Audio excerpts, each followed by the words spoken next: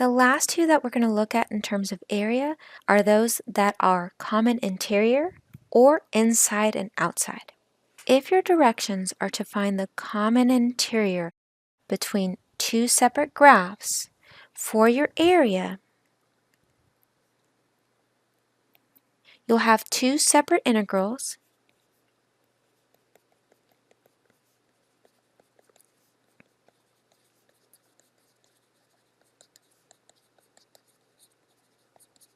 with different limits of integration on each integral,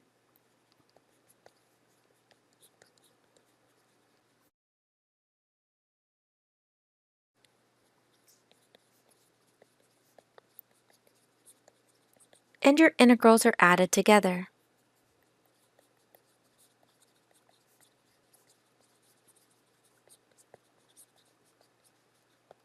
Let's practice doing this with number 5. Common interior of r equal 1 and r equal 2 sine of theta. Let's say that I have no idea, I've totally forgotten what r equal 1 looks like and what r equals 2 sine of theta looks like. If you put that in a calculator, r equal 1 and then r equal 2 sine of theta, and graph it, what you notice is that you have two separate circles.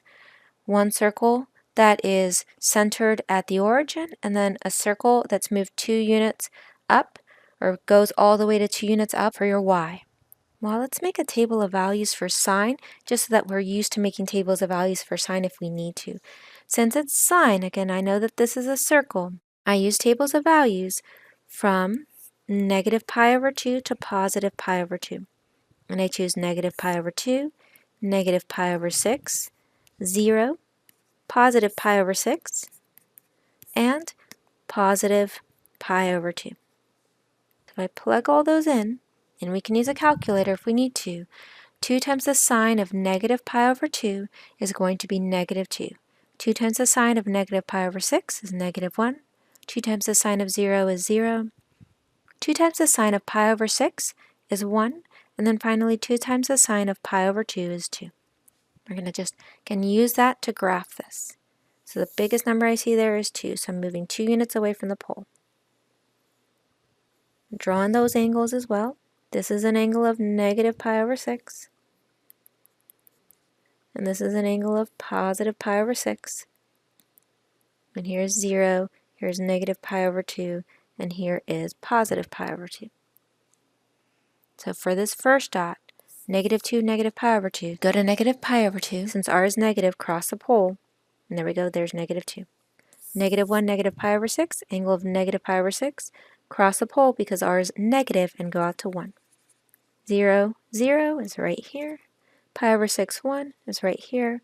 And then pi over 2, 2 is right there. So this is the graph of r equals 2 sine of theta. The other one was also a circle, and it was r equal 1. So r equal 1 is this circle right here. Now what I want is the common interior. What is inside both of them? Well, what's inside both of them is this right here. Well, notice that I have symmetry. Well, I should have symmetry. My graph over here is not the best. Hold on one second. So this should be a little bit better there, but I have symmetry. So what exists over here on the right exists on the left. That allows us to only use one of these sides when we're setting this up and multiplying it by 2. So I'm only going to look at this side over here. Well, I need to figure out what the limits of integration are. Well, I start at this dot. Well, what is this dot? I figured out that dot before. Well, that was the dot 0, 0. So I know that's an angle at theta equals 0. And when I travel along, I am the pink graph until I reach this dot right here. Well, I can tell what angle that is because I drew it, but I'll show you how to figure it out if you didn't draw it. So I'm the pink graph until I get to the angle of pi over 6. And now I'm the blue graph until I get to this angle. Well, that's a 90-degree angle. That's easy to see. That's theta equals pi over 2. So if we couldn't figure out where this dot was right here, that I'll highlight in pink, what it would be the point of intersection. Well, how do I find a point of intersection? I set my two graphs equal to each other and I solve. So if I wanted to know what that point was, it would be where 2 sine of theta equals 1, because it's going to be where the blue graph intersects the pink graph. So if I solve here for sine, dividing by 2, I get sine of theta is equal to 1/2. Well, I know that that happens at pi over 6. So I know that point of intersection is pi over 6. When you're trying to find common interior, you have two separate integrals. So my area is going to be two separate integrals that I add together. Because I'm using symmetry, I'm going to go ahead and say 2 times 1/2 for each one of these. And I told you that you're going to have different limits of integration. So when we start off, I'm going to make this big again. Remember, from 0 to pi over 6, we were this pink graph. Well, the pink graph is 2 sine of theta. So I know that from the angles of 0 to pi over 6, my r is going to be that 2 sine of theta, and that gets squared. But then, from pi over 6 all the way to pi over 2, I'm the blue graph. I'm this blue graph again. So from pi over 6 to pi over 2, what I'm tracing is that blue graph. So since I'm tracing that blue graph, we know that that blue graph is equal to 1. So my limits of integration would be from pi over 6 to pi over 2 of 1 squared d theta. So when you have common interior, you have two separate integrals that get added together. And you have to figure out which graph you're tracing over the limits of integration. So one more time here, I noticed that I have that common interior that's yellow here. It has symmetry, so I'm only going to do half of it, and I'm going to multiply it by 2. If I start at 0 and go to my point of intersection, I'm the pink graph. And then if I pick up from that point of intersection of pi over 6 and go all the way to the y-axis, which is an angle of pi over 2, I'm the blue graph. That'll give me this area right here. If I take that and multiply it by 2, I will have the common interior for these two graphs. All right, now that we've set it up, let's go ahead and integrate this. So here 2 1/2 cancels and 2 1/2 cancels over there. So 2 sine of theta squared here is going to be 4 sine squared theta. And here 1 squared is just 1. Well, 4 is a constant multiplier. We're going to pull it out of the integral. And then in order to integrate sine squared, remember we have to use that power reduction formula. That becomes a 1 minus the cosine of 2 theta. And don't forget to multiply the integral by 1/2. And then over here, we can go ahead and integrate. The integral of 1 is just theta, and that gets evaluated from pi over 6 to pi over 2. Now, integrating this side, 4 times 1/2 is 2, and then I'd have theta minus the number multiplying theta for cosine is 2, so 1/2, and then sine of 2 theta. And that gets evaluated from 0 to pi over 6. Here, if I plug in my limits of integration, I have pi over 2 minus pi over 6. Here I'm going to distribute my 2 before I plug in my limits of integration. So I have 2 theta minus the sine of 2 theta when I distribute my 2. And that's evaluated again from 0 to pi over 6. And here pi over 2 minus pi over 6 is pi over 3. Plug in the limits of integration. 2 times pi over 6 is pi over 3 minus the sine of 2 times pi over 6, which is still pi over 3. Plugging in 0, and I'd have 0 minus the sine of 0. And it's still plus pi over 3. So this is going to equal pi over 3 minus, well, the sine of pi over 3 is the square root of 3 over 2, and then minus, well, all of these are zeros, and then plus pi over 3. Now, cleaning it up, pi over 3 plus pi over 3 is 2 pi over 3, so my area is just going to be 2 pi over 3 minus the square root of 3 over 2. Example 6 wants us to find the area that is inside r equal 1 and outside r equals 1 minus the cosine of theta. This is an inside-outside. So whenever you have an inside-outside, which is different from common interior, so an inside-outside, what you're going to do is different than the common interior. For inside-outside, you're going to have two integrals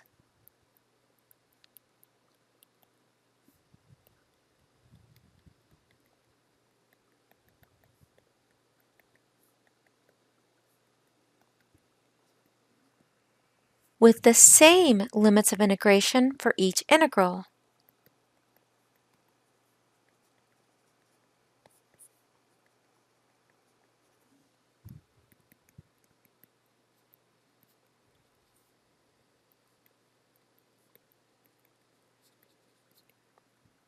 You will subtract your true integrals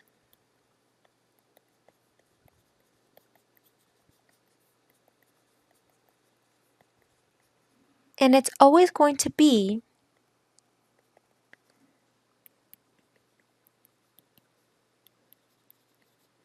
the farther curve from the pole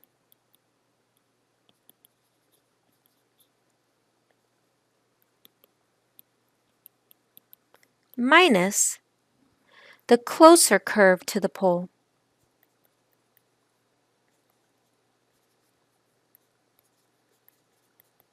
So the one that's farther away minus the one that's closer.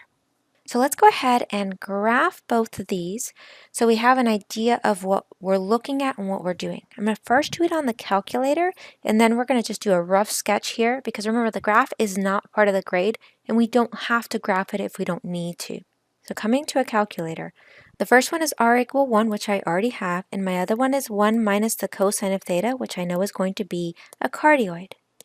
So if we were to graph this, I need to find the area that is inside the circle, the blue circle, and outside the red cardioid. So that's what I'm looking for. I'm going to zoom in just a little bit so we can see it a little bit better in here. So I need the area that is inside that circle and outside the cardioid. And you can see that that's going to be this area that my pencil is hovering over. So if we were to quickly draw that, so inside r equal 1, well, r equal 1 is a circle of radius 1. And then outside the cardioid, well, the cardioid, the number that's multiplying cosine is 1, and this guy here is a 1, so I know that the most it's going to go away is 2 units away from the pole. Since it's a minus sign, it's going to be on the negative side of my x-axis. So I know that my cardioid looks something like this, which is the same as what you saw in that graph on the graphing calculator, and then we know that our circle of r equal 1 is this guy. Inside the circle, outside the cardioid, again, that is going to be this little yellow area that we see here. The wonderful thing is, again, we have symmetry. Since we have symmetry, we can just figure out what is the area of this top portion. Remember for this one, you have two integrals, but they have the exact same limits of integration. So what would those limits of integration be? Well, if I'm starting from right here, I know that my theta would equal 0. And then I have to go for where they intersect. Well, it's really easy to see that they intersect at an angle of pi over 2. But if we weren't sure, we'd have to find that point of intersection. And how would we find that point of intersection? Just like we did the last time, we set our two equations equal to each other and we solve for theta. So if I were to set 1 minus the cosine of theta equal to our circle of 1, subtract 1 from both sides and I get negative cosine of theta is equal to 0, divide by negative cosine of theta is equal to 0, and where does a cosine equal 0? At an angle of pi over 2, which is that point of intersection. So now let's set this up. My area is going to equal, remember I'm using symmetry, so it's 2 times a half. The limits of integration are the same for both of them, from 0 to pi over 2. The sign between them is a minus sign. Now I just need to figure out what to put in here. Remember, I said it's going to be the one that is farther away from the pole minus the one that's closer to the pole. Okay, let's make this bigger. So the pole is this orange dot right here. So in this yellow region, which one of these curves is further away from that orange dot? The green curve. So your green curve is farther. And then the blue curve here is closer. So when you're setting this up, it's got to be farther minus closer. So the green one was farther, and that's your 1 squared, and then minus the one that's closer is the blue curve, and that's your 1 minus the cosine of theta squared d theta. So you always set these up as the one that's farther away from the pole minus the one that's closer to the pole, and when it's inside outside, they have the exact same limits of integration. All right, now let's clean this up. So I can cancel the 2 and the 1/2 for each one of these. And then I get a is equal to the integral from 0 to pi over 2 here of 1 d theta minus, here if I square 1 minus the cosine of theta, remember write it twice in FOIL if you need to, that's going to be 1 minus 2 cosine of theta plus cosine squared theta d theta.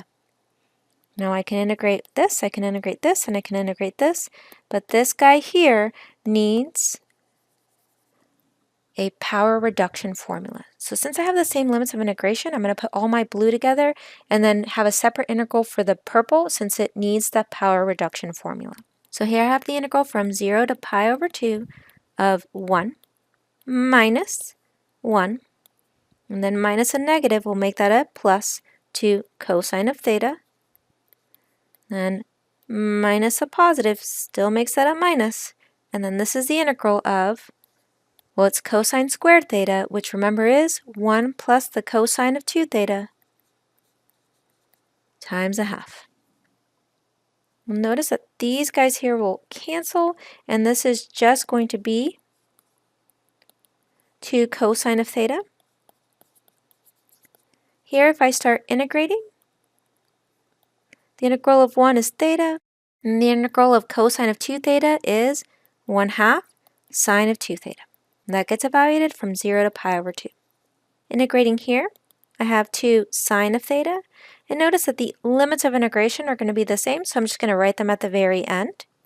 And then distribute this negative 1/2, negative 1/2 theta, minus 1 over 4 sine of 2 theta, and all of this gets evaluated from 0 to pi over 2. Plug in those limits of integration. 2 times the sine of pi over 2 minus 1/2 times pi over 2 minus 1/4 times the sine. If I plug in a pi over 2, that's going to be 2 times pi over 2, or pi. Then minus, plugging in 0, well, that's 2 times the sine of 0, minus 1/2 times 0, which is 0, minus 1/4 times the sine of 0. Now we know that the sine of 0 is 0, that's a 0. The sine of pi is also 0, so we end up with 2 times the sine of pi over 2, which is 2 times 1, or 2, and this is minus pi over 4. Therefore, the area that is inside the circle of r equal 1 and outside of the cardioid r equal 1 minus the cosine of theta is this 2 minus pi over 4 units squared.